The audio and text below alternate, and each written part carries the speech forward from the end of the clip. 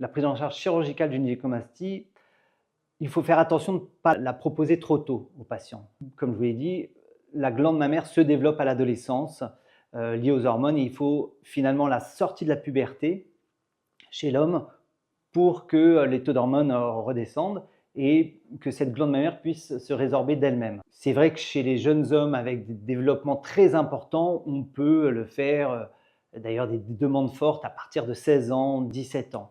Il faut bien faire attention. Souvent, on fait du coup le bilan hormonal pour voir où se situent leurs hormones. Mais en règle générale, on essaye d'attendre au maximum 18 ans, la majorité, pour se laisser la possibilité que cette glande mammaire disparaisse d'elle-même finalement et qu'on puisse ne pas faire ce geste chirurgical. Idéalement, si on peut l'éviter, c'est toujours mieux.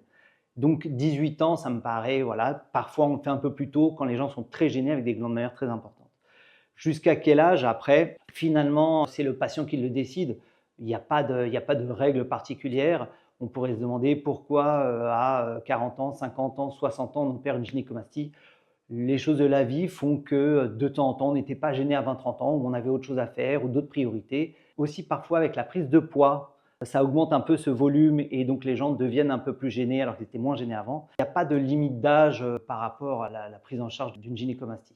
Alors après, bien sûr, il faut qu'on puisse faire un geste en toute sécurité sous anesthésie générale. Donc après, c'est l'anesthésiste qui nous décidera et qui nous guidera là-dessus.